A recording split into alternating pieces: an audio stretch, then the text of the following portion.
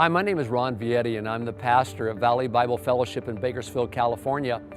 We're a church of about 10,000, and we do the video venues, and we are live on the internet and do all that stuff that most of the big churches do, and I don't want to talk to you about that. But I want to talk to you today a little bit about being organic in our ministry. You say, oh, baloney, here's that word, organic, one of these terms that's overused, and I agree with you, it probably is. But that term was used a lot because it has meaning. Organic means that something is fresh and it's raw. It's not something that is artificial. It's something that comes out of who you are. And I want to challenge you today, whether you're an owner of a business, a corporation, or you're a pastor of a church, to be organic, to be who you are. When I first started in the ministry, I had these icons of the faith that I tried to copy. Jack Hayford and Chuck Smith, and I tried to talk like them and be like them. And our church wasn't successful because I wasn't being true to who God made me to be. I was at a conference one day, and Pastor Cho, the pastor of the largest church in the world, he said something that at first I thought was arrogant. He said, I can go anywhere in the world and be one of the most successful pastors that part of the world's ever seen. And I thought, that's kind of arrogant. But then he went on and explained what he meant.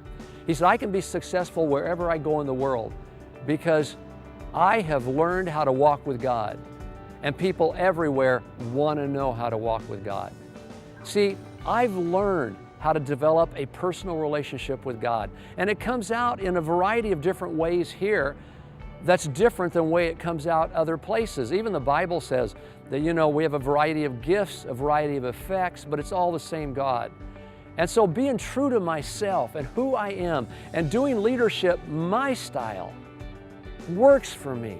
I can't copy anybody else. And I'm hoping in these sessions that we just give you a few ideas that you can latch onto, and you can take those ideas and make them your own.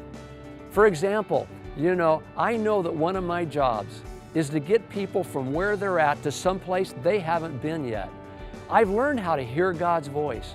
I've learned how to make serving God easy. For example, everywhere I go, I talk about something that Jesus said when He said, my yoke is easy, my burden is light. One day I woke up and I thought, what does that mean?